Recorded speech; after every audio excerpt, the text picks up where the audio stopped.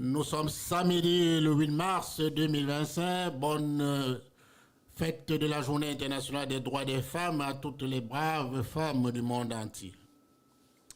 La Journée internationale des droits des femmes trouve ses racines dans le mouvement ouvrier du début du XXe siècle. Cette idée est proposée en 1910 par Clara Zetkin, une militante allemande pour les droits des femmes et le socialisme. Le 19 mars 1911, la première journée internationale des femmes est célébrée dans plusieurs pays européens. En 1977, les Nations Unies adoptent officiellement le 8 mars comme journée internationale des droits des femmes. Au Canada, les droits des femmes et l'immigration sont des sujets importants. Les politiques d'immigration et les droits des femmes sont souvent interconnectés, en particulier pour les femmes immigrantes ou réfugiées. Les femmes immigrantes au Canada peuvent faire face à des défis particuliers en raison de leur statut migratoire, de leur origine culturelle ou de leur genre. Cependant, le pays a mis en place des politiques visant à les soutenir et à garantir leurs droits, notamment l'accès à l'immigration, la violence domestique et l'immigration pour des femmes particulièrement vulnérables, l'intégration et le soutien, le racisme et la discrimination, les femmes réfugiées qui peuvent être particulièrement vulnérables à des abus, y compris la violence sexuelle dans le camp des réfugiés ou lors de leur parcours migratoire. Selon des statistiques en 2013, le Canada a admis 259 000 résidents permanents, dont 51,8% étaient des femmes et des filles. Les femmes ont aussi représenté une proportion plus élevée que les hommes parmi les résidents permanents reçus dans la catégorie du regroupement familial. Un clin d'œil à Mme Marie Pilon. De fait, 57,7% des femmes de tous les résidents permanents reçus dans cette catégorie en 2013 étaient des femmes. Encore en lutte, c'est le thème de cette journée commémorative. Encore en lutte pour mettre fin aux violences faites aux femmes. Encore en lutte contre la pauvreté vécue par les femmes à travers le monde et particulièrement dans les pays subsahariens. Encore en lutte pour la justice climatique féministe, etc. Pour en parler tout au long de cette émission, nous avons l'immense honneur de recevoir deux mères de l'humanité. Aïssa Noto, vice-présidente des services juridiques d'emploi et d'établissement au Centre francophone du Grand Toronto, et Marie Gépilon, qu'on ne présente plus, vice-présidente de l'organisation à but non lucratif Québec Réunifié. Nous invitons nos auditrices et nos auditeurs à travers le monde à nous suivre en direct sur nos pages Facebook, YouTube et en direct sur notre radio. Vos questions, naturellement, sont les bienvenues. Bonjour à vous deux. Bonjour. Bonjour, Normère. Avant de développer notre thème, nous demandons l'injusant de nos nombreuses auditrices afin de vous présenter brièvement nos deux invités. Ce sont deux biographies remarquables. Tout d'abord, Maître Aïssa Noto, en figure emblématique de la communauté francophone du Grand Toronto. Maître Noto Aïssa cumule 2 décennies d'expérience en tant que leader communautaire et avocate dévouée. Depuis 2004, elle exerce en droit de l'immigration à la seule clinique juridique francophone de Toronto, où elle a acquis, tenez-vous tranquille, une expertise inestimable dans la défense des droits des nouveaux arrivants francophones au Canada. En tant que vice-présidente des nouveaux arrivants francophones au Canada, d'emploi et d'établissement au Centre francophone du Grand Toronto, CFGT, Maître Noto joue un rôle crucial dans la revendication des droits et intérêts des francophones en situation minoritaire au Canada. Son engagement envers la communauté francophone s'étend bien au-delà de ses responsabilités professionnelles. Tout au long de sa carrière, Maître Noto a siégé à de nombreux conseils d'administration et organismes visant à améliorer les services et l'accès à la justice pour les francophones de l'Ontario. Parmi ses nombreux engagements, on peut citer son rôle de coprésidente du réseau des cliniques juridiques communautaires de l'Ontario, de membre du comité consultatif sur les services en français d'aide juridique en Ontario, du comité français de la ville de Toronto, ainsi que sa participation au comité consultatif provincial sur les services en français. Elle est également l'une des membres fondatrices de la première maison d'hébergement pour les femmes francophones de Toronto et occupe actuellement le poste de présidente du comité de gouvernance de l'Observatoire en immigration francophone à l'Université de l'Ontario en français. Sa bibliographie était costaud, mais nous avons choisi de prendre l'essentiel. Quant à notre deuxième invité du jour sur Immigration FM, elle a pour nom Marie G. Pilon. Elle est vice-présidente de l'organisation à but non lucratif Québec Réunifié. Marie est née dans une famille où l'engagement social et humanitaire n'était pas seulement une vocation, mais une mission de vie. Son père, Claude Guy Pilon, sociologue, chercheur et militant intermondialiste, a consacré sa carrière à la défense des droits humains et au développement international. Membre fondateur du service universitaire canadien Outre-mer, il a œuvré toute sa vie aux côtés de Save the Children Canada, mettant son expertise au service des populations les plus vulnérables. Sa mère Françoise Pilon a elle aussi marqué le paysage humanitaire à travers son travail au Catholic Relief Services et au Centre canadien d'études et de la coopération internationale. L'engagement de Marie Pilon ne s'explique pas seulement par l'influence de ses parents, mais aussi par un héritage ancestral de résistance. Sa grand-mère a activement combattu l'occupation nazie en tant que membre de la résistance française et sa mère, encore enfant, a grandi sous l'occupation. De ses récits de courage face à l'oppression, Marie a hérité d'un désir indéfectible de résister à toute forme de totalitarisme et d'injustice. Aujourd'hui, elle allie ses compétences en droit, en éducation et en humanitaire pour défendre des causes qui lui tiennent à cœur. En tant que vice-présidente de Québec Unifié, elle est militante active pour le droit au regroupement familial, un combat qu'elle vit elle-même de manière personnelle. Sans plus tarder, nous allons entrer dans le vif de notre sujet de ce jour. Question à vous deux. Quelle signification donnez-vous à la journée de ce jour? Maître Noto, Marie, si vous voulez d'abord Marie. commencer. Ah, d'accord. Ah, ben, c'est très important, là. C'est la blague, mon mari m'a fait la blague aujourd'hui en me demandant c'était quand la journée internationale du droit de l'homme et je lui ai répondu, mais tous les autres jours de l'année. C'est très important de se rappeler que les femmes continuent aujourd'hui encore et toujours de subir des traitements différenciés, que ce soit au travail, que ce soit dans les processus migratoires, que ce soit dans la vie de tous les jours. Et lorsqu'on est très privilégié, comme c'est mon cas, on se doit de souligner que nous sommes privilégiés et conséquemment de continuer de supporter ou d'appuyer, pardon, les femmes qui, elles, sont moins privilégiées. Donc, on doit continuer de chercher à ce que nous ayons les mêmes opportunités, les mêmes accès que, évidemment, l'autre moitié de la population du monde. Maître Issa, micro. Votre micro. Allô? On ne vous entend pas. Un problème de son? Oui. C'est bon? Allez-y, Ah, maître. Bonjour, vous m'entendez? Oui, c'est parfait. Oui, merci. Alors, comme je disais, moi, je fais un retour à l'objectif vraiment de la signification de cette journée. Historiquement, c'est de dénoncer les discriminations et les inégalités ainsi que les violences vécues par les femmes.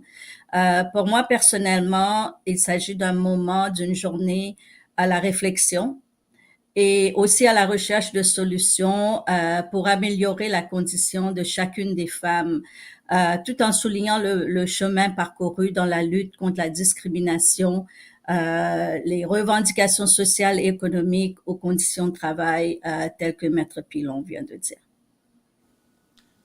Encore en lutte, les femmes, c'est un peu, c'est le thème de la journée internationale des droits des femmes d'aujourd'hui. Encore en lutte, est-ce à dire que les droits humains des femmes sont-elles toujours menacés de nos jours?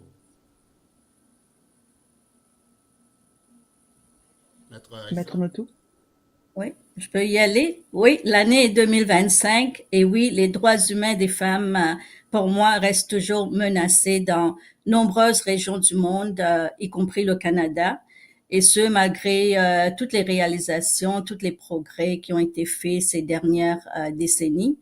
Je vais prendre des exemples dans ma pratique en tant qu'avocate à la clinique juridique du Centre francophone. Mes constats sont que les violences et discriminations persistent jusqu'à ce jour.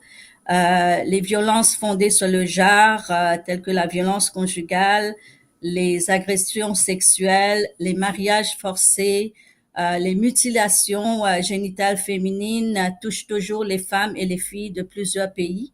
Moi, personnellement, à la clinique juridique, je représente beaucoup de demandeurs d'asile et nous comptons beaucoup de femmes qui ont fui des situations de violence conjugale dans leur pays où l'État ne les protège pas, et ce, malgré les lois qui existent. D'autres femmes proviennent des pays où les mariages forcés font partie des coutumes. Dans certains pays, ce sont les filles aussi jeunes que 2 ans qui sont victimes de pratiques de mutilation génitale féminine, arrangées souvent par les membres de la famille proche. J'ai moi-même représenté une mère de l'Afrique subsaharienne qui est venue au Canada avec 3 fillettes qui ont échappé à la mutilation génitale arrangée par le grand-père de ces filles. Donc, à travers le monde entier, je dirais que oui, les violences, les inégalités, les discriminations continuent. Et même au Canada, il y a la question de la violence fondée sur le genre qui touche de manière disproportionnée les femmes et les filles, notamment les femmes et les filles autochtones, les femmes noires et racisées, les femmes immigrantes et réfugiées, les femmes LGBTQ+, et les femmes qui vivent en situation de handicap. Donc, oui, nous avons parcouru beaucoup, nous avons réalisé beaucoup de progrès, mais il reste beaucoup à faire encore. Madame la vice-présidente de Québec Réunifié, est-ce le cas pour votre association?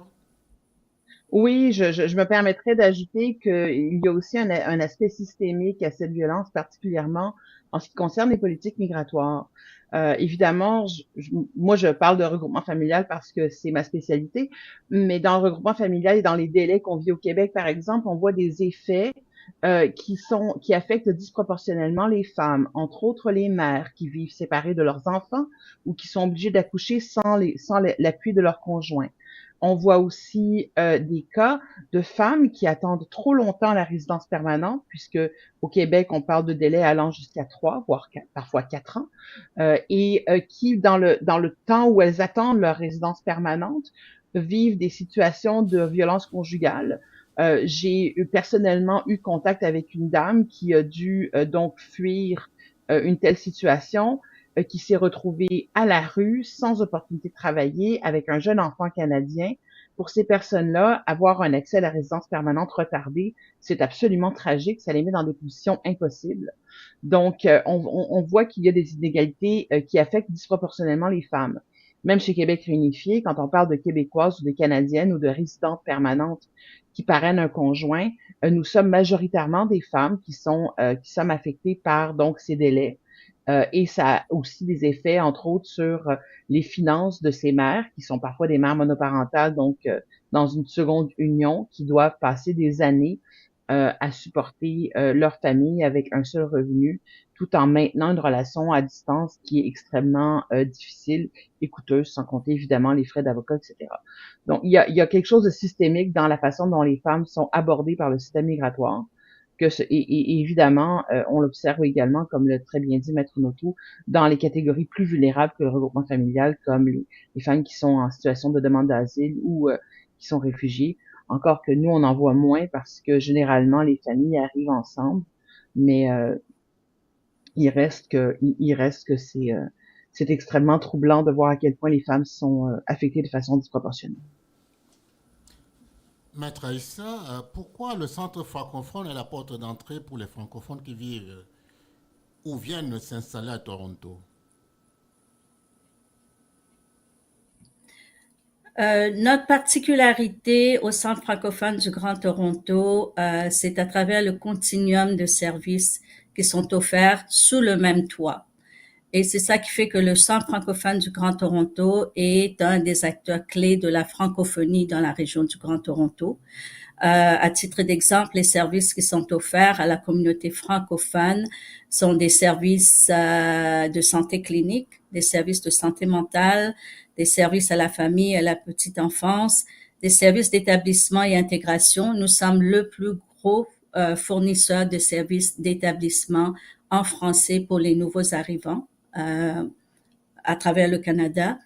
Nous offrons aussi des services d'employabilité, des services d'aide au logement et bien sûr l'aide juridique. Nous sommes la seule clinique d'aide juridique francophone parmi les 25 plus cliniques juridiques anglophones dans la région du Grand Toronto. Et notre particularité aussi, c'est l'approche préconisée que nous adoptons, qui est une approche holistique des besoins de l'individu qui rentre chez nous. Et on le fait à travers un système d'accueil centralisé et système de référencement. Donc, l'individu qui rentre chez nous, automatiquement, est pris en charge. On fait une évaluation de tous ses besoins. Souvent, ce sont des femmes qui sont les plus vulnérables, dont nous avons des indices de vulnérabilité qui sont appliqués lorsqu'on fait une évaluation des besoins.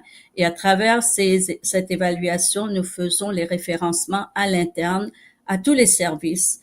Donc, la femme nouvellement arrivée au service des nouveaux arrivants sera automatiquement référée à un médecin de famille, à la clinique médicale, de préférence, si la femme le souhaite, un médecin qui est une femme. Si la personne a des problèmes de santé mentale, souvent les nouveaux arrivants viennent avec un bagage. Si ce ne sont pas des réfugiés, ça pourrait être des résidentes permanentes, mais qui ont vécu un trajet migratoire assez difficile et qui a besoin de services de counseling. Et là, la femme est automatiquement référée au service de santé mentale.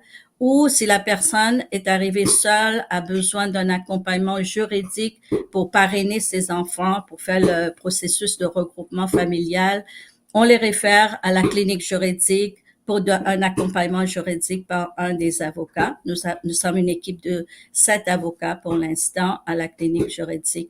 Donc, c'est plutôt cette prise en charge du client qui nous démarque des autres organismes et qui fait de nous la porte d'entrée pour les francophones. Nous avons aussi à l'aéroport international de Pearson un kiosque d'accueil pour les nouveaux arrivants francophones et on accueille au-delà de 6000 francophones à l'aéroport et on les aiguille à travers le Canada en français. Au total, sur une base annuelle, le Centre francophone dessert entre 20 à 25 000 francophones par année. Et nous considérons que les organismes francophones comme le Centre francophone du Grand Toronto sont importants parce qu'on contribue à l'épanouissement et la vitalité de la population francophone ici dans la région du Grand Toronto. Les individus qu'on accueille ont besoin d'avoir un sentiment d'appartenance à leur communauté linguistique. Et c'est ça qu'on fait. On est là pour leur donner ce sentiment d'appartenance. En plus, les individus, comme dans une ville comme Toronto, une ville exclusivement anglophone, les individus sont donnés une chance de vivre dans un environnement bilingue en ayant accès à l'éducation en français, la santé en français, les emplois, le loisir et des opportunités économiques en français. Merci.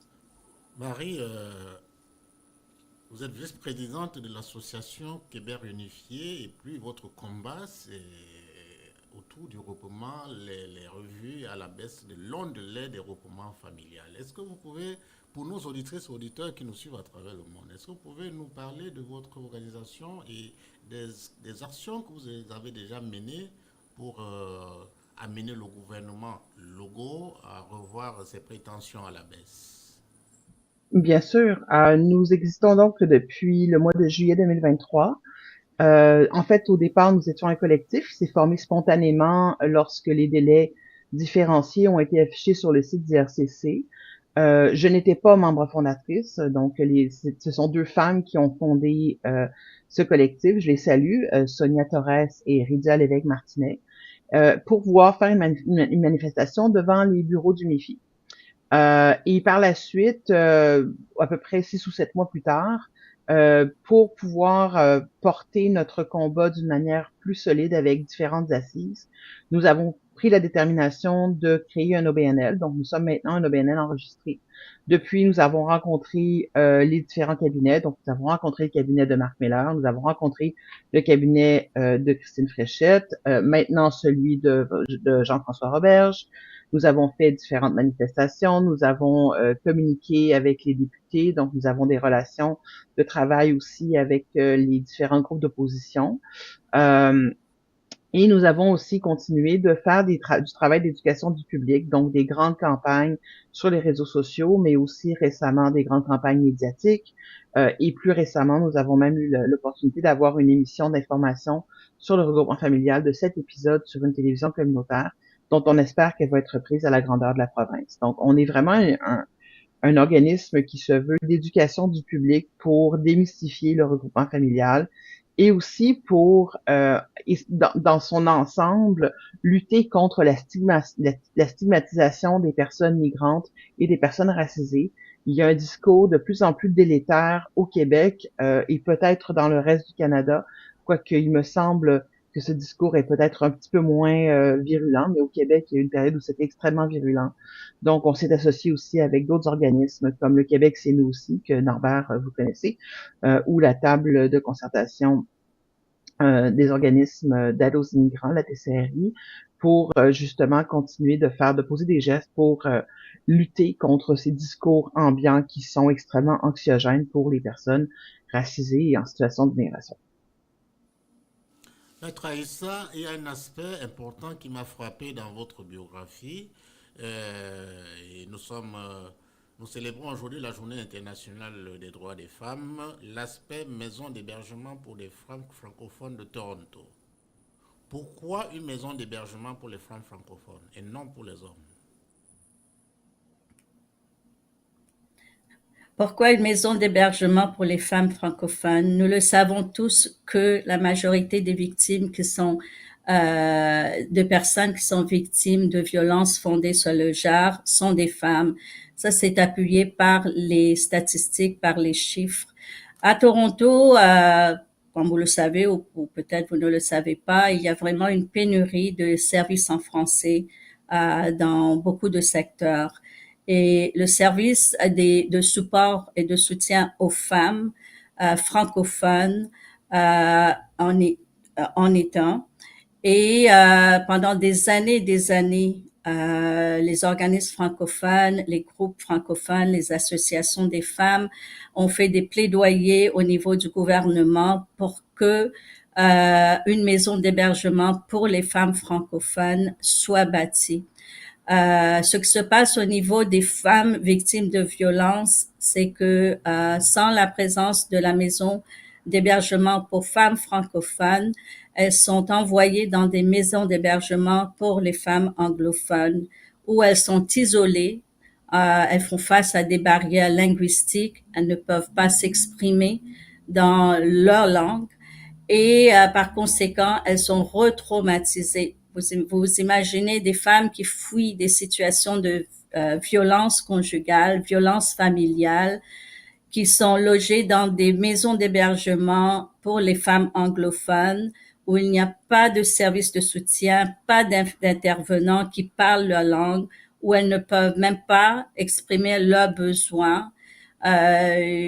C'est à cause de cette situation que nous nous sommes regroupés dans les années vers 2007-2008 pour vraiment convaincre le gouvernement à accorder du financement pour une maison d'hébergement francophone. La maison d'hébergement francophone a ouvert ses portes en 2011 avec 20 lits. Cependant, les besoins et la demande dépassent de loin les services qui sont disponibles, le nombre de lits qui est disponible. Donc, même à l'heure actuelle, avec une maison d'hébergement pour femmes francophones, il y a toujours des besoins qui ne sont pas comblés et il y a beaucoup de femmes francophones qui doivent avoir recours à des maisons d'hébergement anglophones. Nous allons parler du regroupement familial. Et vous êtes tous deux concernés. Maître Aïssa étant spécialiste en la matière et Marie aussi, qui est une spécialiste dans le domaine. Euh, Quels sont les effets psychologiques les plus courants que subissent les femmes immigrantes confrontées à des délais prolongés de regroupement familial? Maître Aïssa. Bon, je peux parler de mon expérience personnelle. Je pratique le droit de l'immigration depuis plus d'une vingtaine d'années et durant ma carrière, j'ai eu à rencontrer beaucoup de femmes immigrantes, réfugiées, qui ont été séparées des membres de leur famille, que ce soit des conjoints ou des enfants qu'elles ont dû laisser avant de venir au Canada. Souvent, ces femmes sont obligées de laisser leurs enfants. Je parle surtout au niveau des enfants parce que c'est le plus dur pour les femmes, mais bien sûr, la séparation des conjoints est également importante. J'ai eu des cas, des dossiers où des femmes ont eu à attendre plus de 3 ans. J'ai même eu des dossiers où les femmes ont dû attendre 4-5 ans à cause de la complexité des dossiers avant d'être réunies avec leurs enfants. Dans certains cas, le problème, c'est au niveau du bureau de visa qui exige qui ne sont pas convaincus qu'il y a un lien de filiation biologique qui existe entre la mère et les enfants. Et on trouve souvent ces préjugés dans des dossiers qui impliquent les pays de l'Afrique subsaharienne et non pas des pays comme européens. Et dont des tests d'ADN doivent être faits, ce qui encourt des coûts pour la femme qui est ici au Canada, qui doit payer pour faire des tests d'ADN afin de prouver le lien de filiation avec ses enfants biologiques. Donc, souvent, ces femmes sont en attente. Ils mettent leur vie en pause. Et donc, le fait d'être réunis avec ses enfants, c'est l'objectif principal de la vie de cette femme. Et donc, entre-temps, c'est sûr que la séparation va avoir un impact négatif sur la santé de la femme. Nous faisons face souvent à des femmes qui viennent chez nous, qui souffrent de déprime, qui ne veulent plus vivre justement parce qu'elles sont séparées de leurs enfants. Et ce qu'on fait à la clinique, c'est on les réfère souvent à nos services de santé mentale. Nous avons des conseillères en santé mentale qui sont là pour les soutenir. Nous essayons à la clinique juridique de faire de notre mieux pour faire accélérer le dossier en ayant recours aux députés fédéraux, par exemple. Mais je dois dire que dans beaucoup de cas, surtout qui impliquent les parrainages ou le regroupement familial des enfants qui habitent dans des pays subsahariens, ces démarches, en principe, ne sont pas très fructueuses. Les bureaux de visa font ce qu'ils font. Ils vont traiter le dossier quand ils vont le faire et souvent, c'est des délais de 36 à 48 mois même que j'ai vu dans ma pratique. Marie, évidemment, il y a eu des cas à Québec unifié qui a nécessité l'intervention des députés, mais ça n'a rien donné. Oh oui, effectivement, on constate la même chose chez nous. C'est exactement le même scénario. J'avais cette conversation à propos des tests d'ADN il y a quelques mois avec la directrice du Coffret, qui est un organisme qui fait un travail pas non dissimilaire de celui que fait le Centre francophone du Grand Toronto à Saint-Jérôme, donc beaucoup plus petit. C'est le même scénario de notre côté. Je suis en mesure de vous offrir des chiffres si ça vous intéresse, parce que Québec réunifié, dans son travail d'éducation du public, fait aussi des recherches. Et on a eu l'opportunité de faire une réelle étude sur l'impact de la santé mentale que la séparation familiale pour ces familles. C'est une étude qui a été pilotée par 2 médecins, dont le docteur Sacha Sidani, que vous avez rencontré, Norbert, Oui, déjà. et le docteur David Poon, qui est à Toronto, d'ailleurs. Euh, et on sait maintenant que 7 personnes sur 10 qui sont séparées de leur famille présentent des symptômes de dépression clinique et 83% ont des symptômes de stress post-traumatique. On peut même, dans certains cas, parler. On observe aussi que plus la séparation est longue, particulièrement après 12 mois, plus l'état mental se détériore, avec éventuellement l'arrivée d'idéations suicidaires qui passe facilement de 15% à 30% des répondants. Donc, ça augmente plus les gens attendent. Et effectivement, lorsqu'il y a des enfants impliqués dans le dossier, l'effet sur la santé mentale de la personne est plus grave.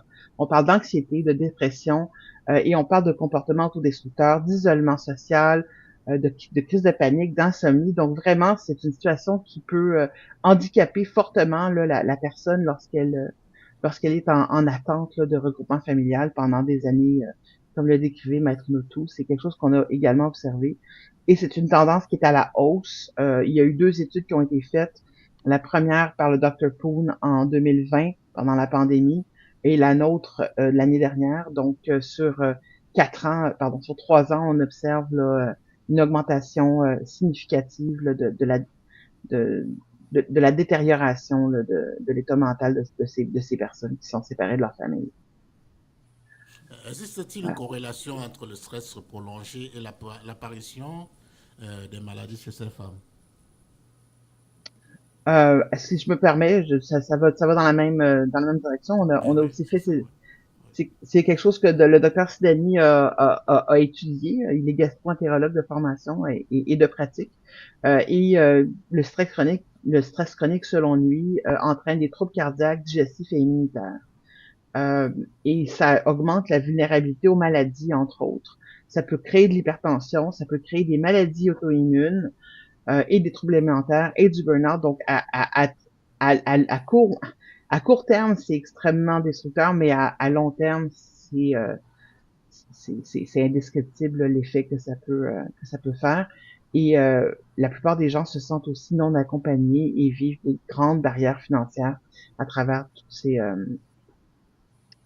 difficultés-là. Donc, il y a vraiment de quoi s'inquiéter. Question à vous deux. Est-ce que le manque de soutien familial peut, peut favoriser, euh, peut affecter la femme immigrante quand elle n'a pas de soutien familial? Maître Pilon, vous pouvez y aller. Ah oui, c'est juste Marie, je ne suis plus membre du barreau, pardonnez-moi. Donc, Madame Pilon, si vous préférez. Euh, en fait, on le sait, là, c'est particulièrement au niveau des enfants. Donc, les mères parlent de sentiment de culpabilité. Elles parlent, on s'inquiète évidemment aussi du développement psychologique des enfants et des filles, parce qu'on parle de la Journée internationale de la femme. Donc, il y a aussi des petites filles qui sont séparées d'un parent, d'un père ou d'une mère. Là, et il peut y avoir plus de complications obstétriques, de fausses couches et de naissances prématurées lorsqu'il y a une grossesse sans accompagnement. Donc, c'est extrêmement grave pour ces femmes qui attendent un enfant séparé de leur conjoint, qu'elle soit marraine ou personne parrainée. Ça peut effectivement mettre en danger la santé du bébé. Et évidemment, il y a aussi une perte de confiance en soi. Le sentiment de parentalité peut se détériorer, la relation avec l'enfant peut se détériorer. Il y a les gens parlent d'un sentiment d'abandon, d'impuissance. C'est très difficile aussi de reconstruire la relation avec l'enfant. On a eu des cas d'une dame qui a été séparée de ses enfants et de son mari pendant 5 ans.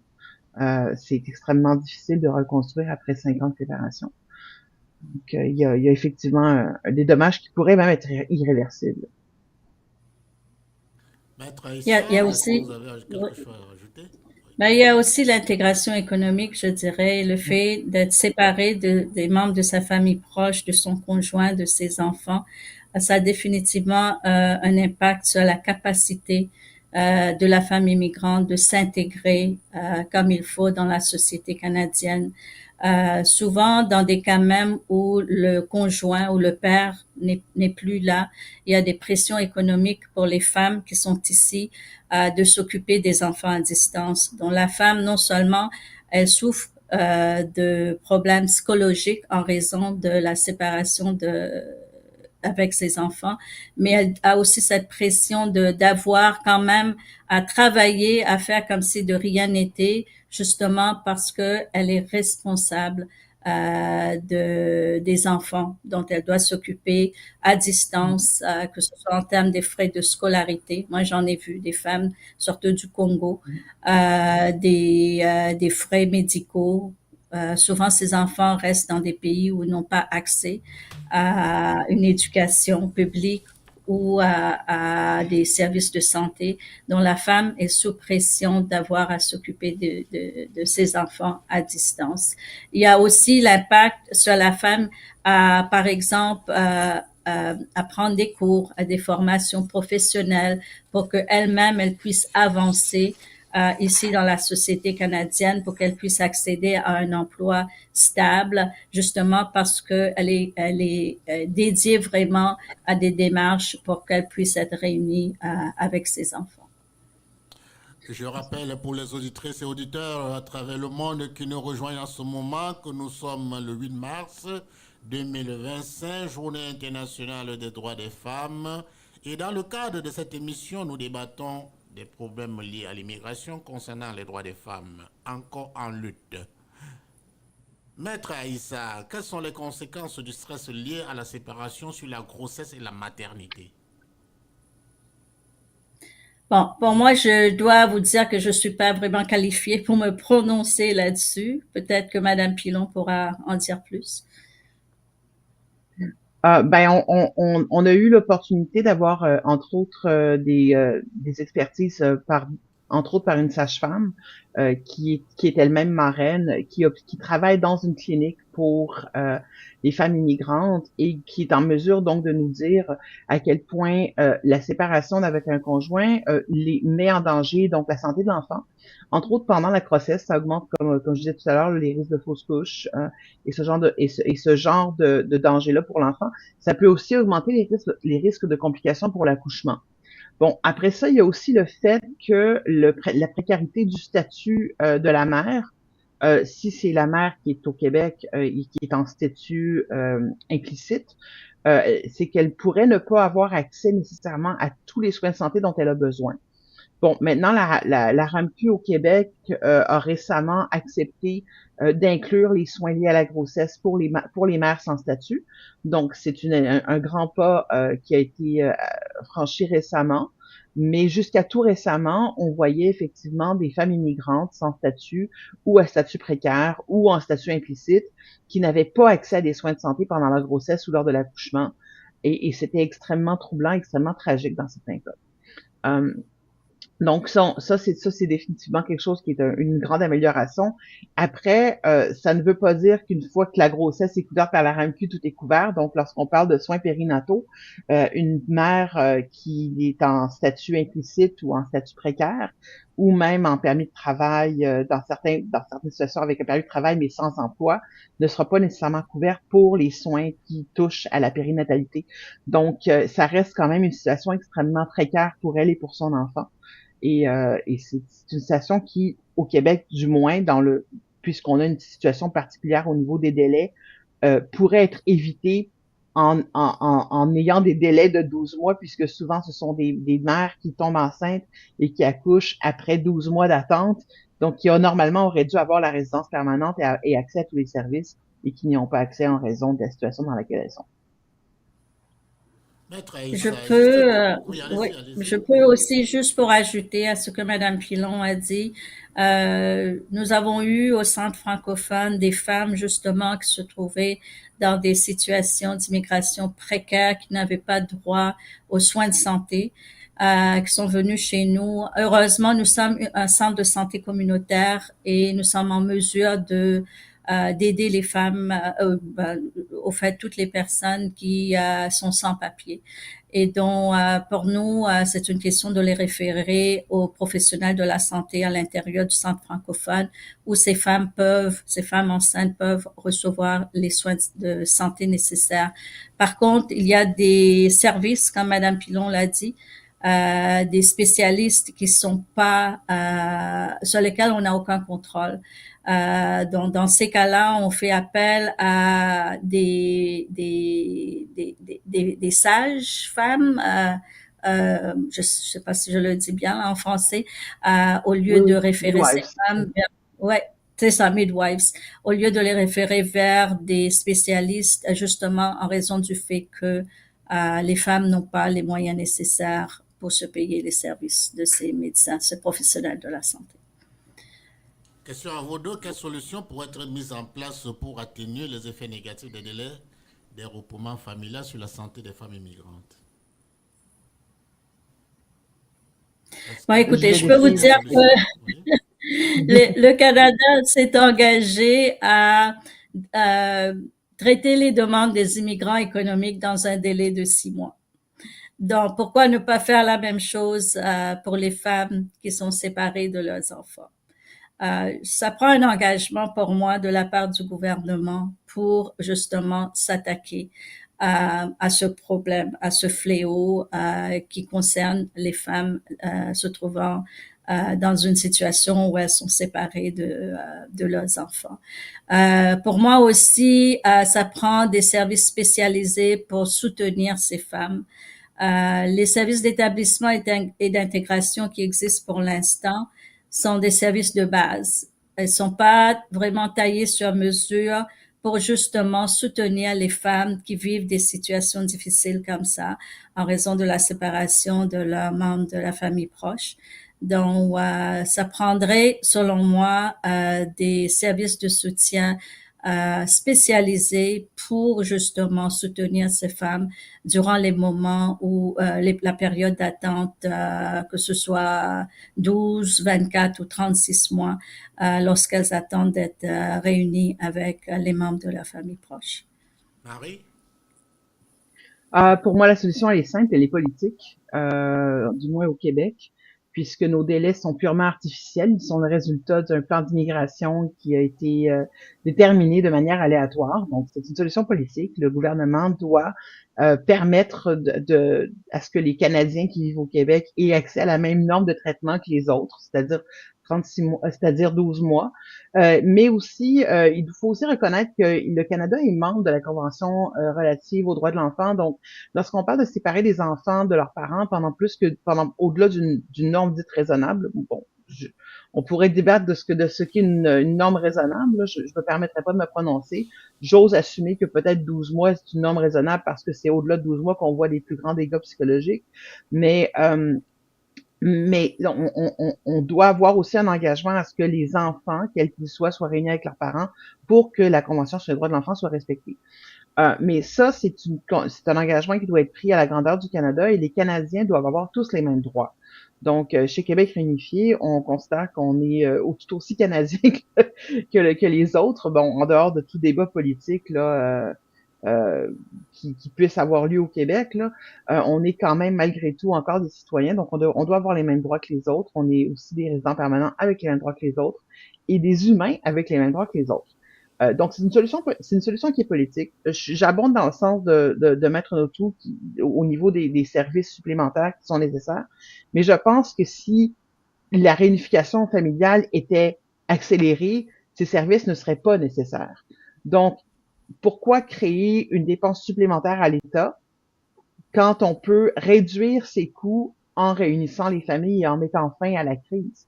Les problèmes de santé physique et psychologique qui sont créés par la séparation ont une source artificielle.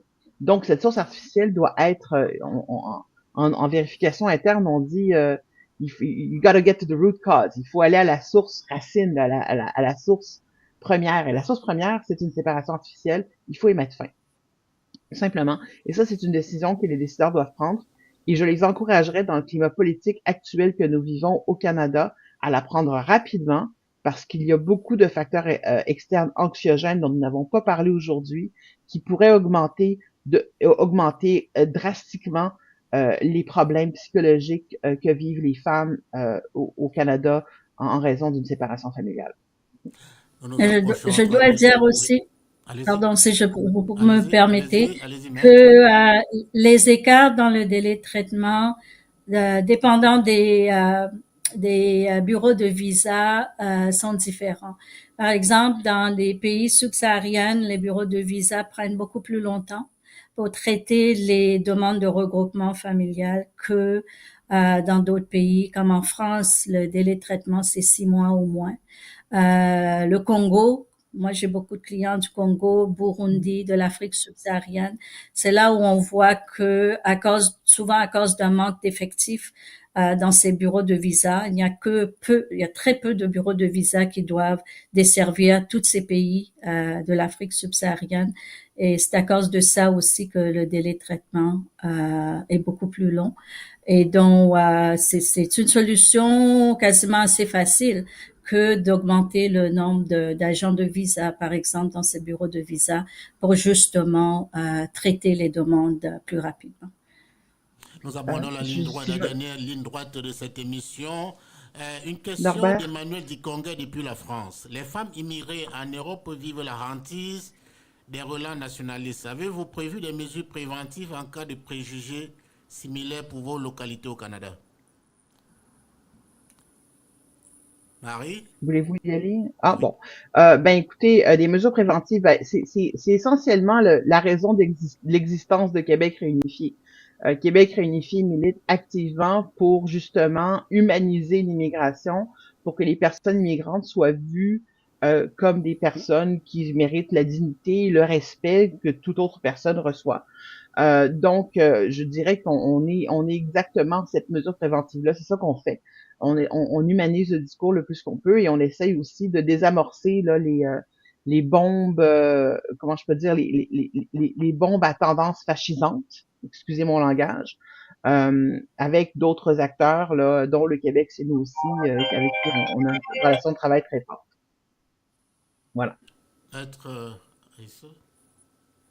Bon, je suis d'accord avec ce que dit Madame Pilon. C'est vrai qu'avec les mesures qui sont prises par nos voisins au sud du Canada, il y a une inquiétude que les décisions qui sont prises là vont toucher de façon négative les politiques en matière d'immigration ici au Canada. Déjà, on voit la façon dont les demandeurs d'asile, les réfugiés, les personnes sans papier qui sont traités, la façon dont ils sont traités, la façon dont ils sont déportés de façon inhumaine dans leur pays. Il y a toujours cette inquiétude, mais je pense que il appartient à nous, la société civile, les associations des femmes, les associations qui œuvrent pour la protection des droits des immigrants, les associations des juristes, de continuer à lever la voix afin que nos politiciens ne soient pas influencés par les mesures prises par les États-Unis, par exemple. Mhm. Absolument. Un dernier message, question à vous deux, message à l'occasion de cette journée internationale des droits des femmes, à l'endroit des femmes du Canada en particulier et du monde en général, plus précisément les femmes africaines qui souffrent le martyre tous les jours. Maîtresse, votre Bon, message? mon message, ce serait de garder la foi, la confiance que les choses vont s'améliorer. Les femmes ont parcouru un long parcours avant d'être ici. Nous avons acquis le droit de vote, le droit à la propriété, le droit les droits sexuels et reproductifs. Donc, moi, je dirais, soyez confiantes, soyez courageuses et continuons la lutte. Euh, Marie? moi aussi, j'ai un message. Il n'y a personne pour se défendre que soi-même. Donc, je vous encourage à poser tous les gestes, euh, faites ce que vous avez à faire, ou vous aussi, vous avez un certain pouvoir, vous avez le pouvoir d'agir en vous exprimant, en exprimant vos besoins, en rencontrant les personnes, en vous mettant ensemble. Il n'y a rien de plus fort que la force du nombre.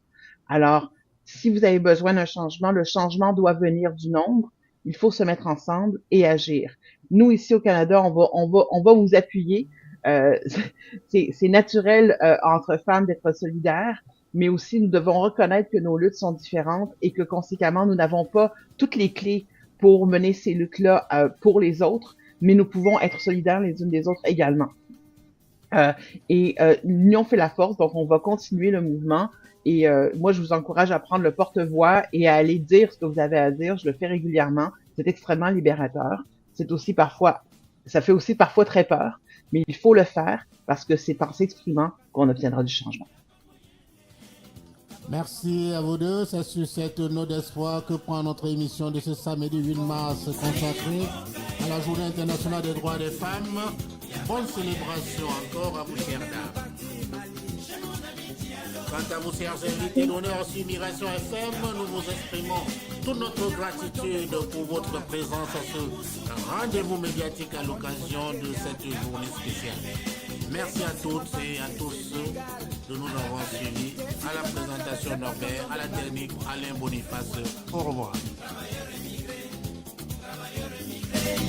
Travailleurs immigrés. Yeah! Mon grand-père avait raison, hein? Quand il me répétait toujours que mon fils, écoutez-moi bien, hein? C'est très important pour ton avenir. Et moi j'ai dit, qu'est-ce que tu vas commettre? Vivre à l'étranger, c'est